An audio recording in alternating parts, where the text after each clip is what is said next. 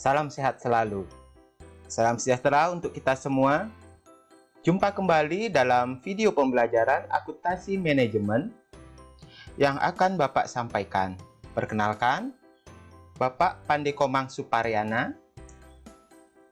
Bapak akan menyampaikan materi terkait topik penentuan harga transfer. Seperti yang kita ketahui, akuntansi manajemen berisikan informasi terhadap biaya yang relevan dan akurat yang sangat diperlukan dalam melakukan proses pengambilan keputusan. Sebagai seorang akuntan manajemen, akan bekerja sama dengan para manajer menganalisis dan menyajikan data yang relevan untuk menuntun sebuah keputusan dalam perusahaan. Kita masuk dalam pengertian harga transfer. Harga transfer merupakan harga barang yang ditransfer dari suatu divisi ke divisi lain dalam satu perusahaan yang pembagian wewenang untuk pengambilan keputusan menganut sistem desentralisasi.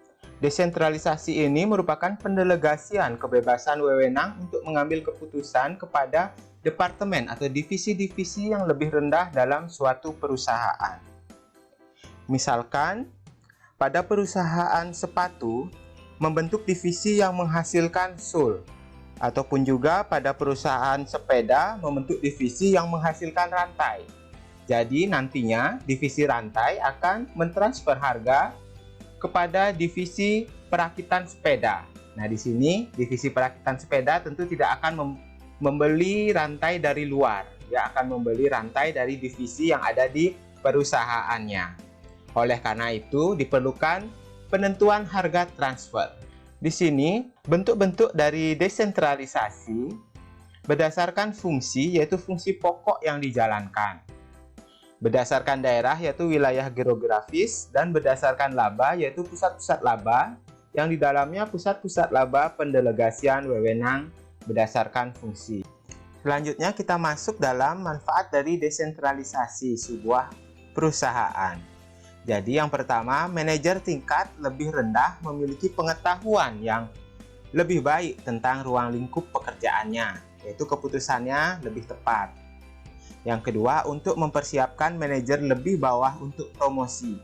Yang ketiga, manajer bawah bebas mengambil keputusan, yaitu untuk memotivasi manajer bawah dalam berprestasi. Kelemahan desentralisasi, yaitu keputusan yang dibuat kadang menguntungkan unitnya saja, sehingga merugikan perusahaan secara keseluruhan.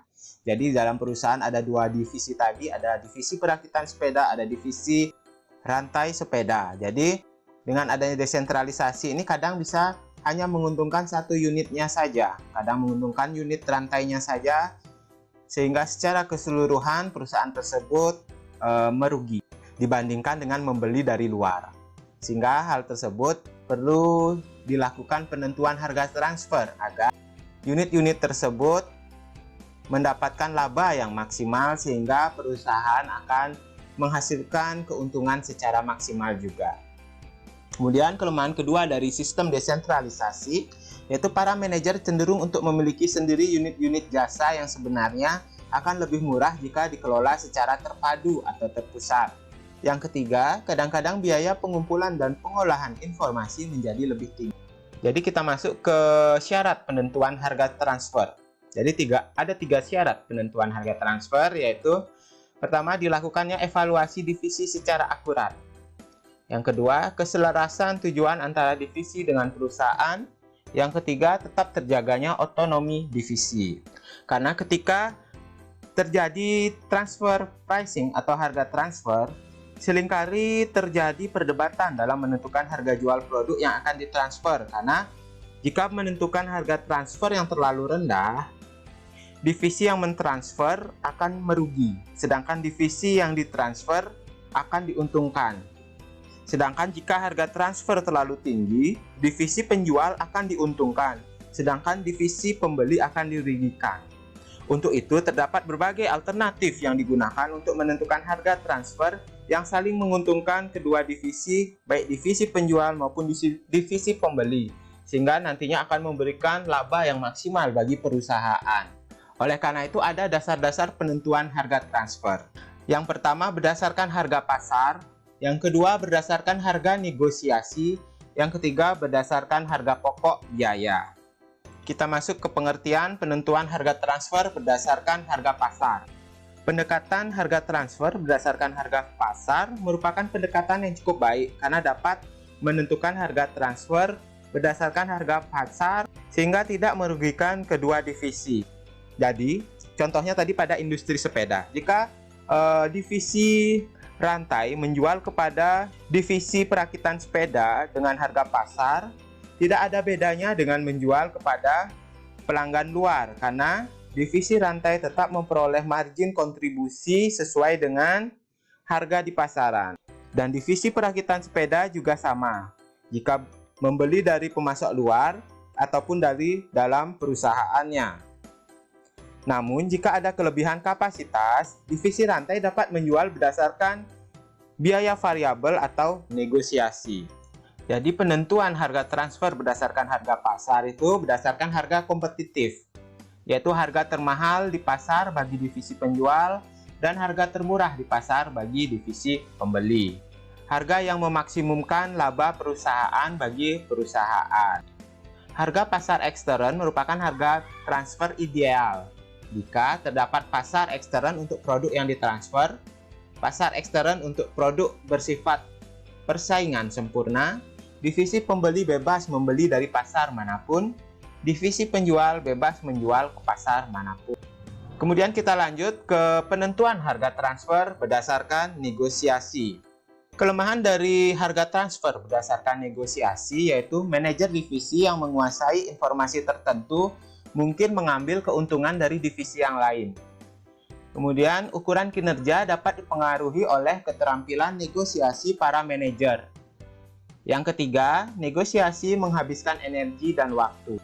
Kemudian keunggulan dari harga transfer berdasarkan negosiasi yaitu kesesuaian tujuan antara divisi dengan perusahaan dapat tercapai.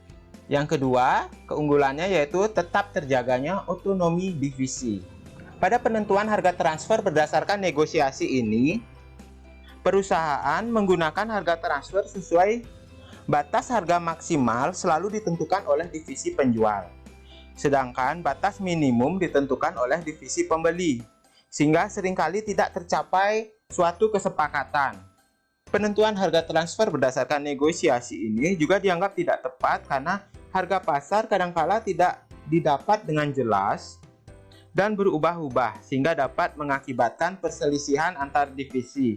Hal tersebut dapat terjadi jika tidak diperoleh kesepakatan dan masing-masing divisi memiliki strategi harga yang berbeda-beda dan sulit disamakan.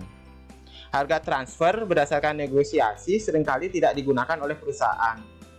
Mereka memilih sistem yang lebih sederhana dan jelas, karena dengan negosiasi ini kemungkinan akan terjadi perselisihan antar divisi yang dapat mempengaruhi kinerja dari perusahaan. Penentuan harga transfer yang ketiga yaitu berdasarkan harga pokok atau biaya. Jadi pendekatan harga transfer ini berdasarkan biaya yang terjadi dalam memproduksi barang atau jasa. Biaya yang dimaksud dapat berupa biaya variabel saja atau biaya variabel dan biaya tetap. Nah, kita masuk dalam penjelasan penentuan harga transfer berdasarkan harga pokok atas dasar biaya lengkap, yaitu biaya variabel dan biaya tetap atau disebut dengan full cost. Biaya yang dipakai sebagai dasar transfer adalah semua biaya untuk menghasilkan produk atau jasa dalam keadaan siap untuk ditransfer atau full cost, yaitu biaya tetap dan biaya variabel. Kelemahannya, tidak ada insentif untuk unit penjual untuk mentransfer barang atau jasa kepada unit pembeli, karena laba unit penjual dihitung terlalu rendah dan sebaliknya, laba terlalu tinggi bagi unit penerima. Kemudian yang kedua, atas dasar biaya variabel atau variable cost. Dasar perhitungan harga transfer di sini hanya biaya-biaya variabel yang digunakan untuk menghasilkan produk atau jasa dalam keadaan siap untuk ditransfer. Jadi biaya tetap tidak dimasukkan di dalam perhitungan ini. Jadi keunggulan dari penentuan harga transfer berdasarkan pokok biaya atas dasar biaya variabel, yaitu bagi unit penerima, informasi yang dihasilkan lebih bermanfaat untuk pengambilan keputusan jangka pendek, yaitu penentuan harga jual minimum barang atau jasa. Karena harga berapapun di atas total biaya variabel berarti tambahan kontribusi margin bagi laba perusahaan. Kelemahan dari penentuan harga transfer berdasarkan pokok biaya atas dasar biaya variabel yaitu tidak adil bagi unit pengirim, karena tidak memperhitungkan laba unit pengirim dan tidak dapat menutupi biaya tetap unit pengirim. Biaya yang digunakan sebagai dasar penentuan harga transfer yaitu biaya historis, biaya yang sesungguhnya dikeluarkan untuk menghasilkan produk jasa yang ditransfer atau dihitung berdasarkan harga input atau masukan pada saat beli. Biaya historis tidak baik sebagai dasar penentuan harga transfer karena kemungkinan di dalam biaya historis terkandung ketidakefisienan pada unit penjual, sehingga sulit sebagai dasar pengukuran prestasi dan dasar perencanaan. Biaya standar merupakan biaya yang dianggarkan, yang baik sebagai dasar penentuan harga transfer. Kelemahan dari metode penentuan harga transfer atas dasar biaya, yaitu harus dihitung dulu komponen biaya yang diperhitungkan. Kemudian sulit menentukan laba atau ROI yang wajar bagi unit pengirim. Kemudian tidak ada jaminan unit pengirim untuk mendapatkan laba atau ROI yang telah disetujui bersama. Jadi penjelasan tadi merupakan gambaran bagaimana penentuan dari harga transfer sebuah perusahaan yang menggunakan sistem desentralisasi. Karena sistem desentralisasi ini menimbulkan permasalahan pada harga transfer antar pusat pertanggungjawaban yang memiliki hubungan ekonomis. Adapun metode yang digunakan dalam harga transfer harus mampu memacu motivasi kerja manajer pusat pertanggungjawaban dan sekaligus meningkatkan laba perusahaan secara keseluruhan. Jadi di sini tujuan utamanya adalah meningkatkan laba perusahaan secara keseluruhan.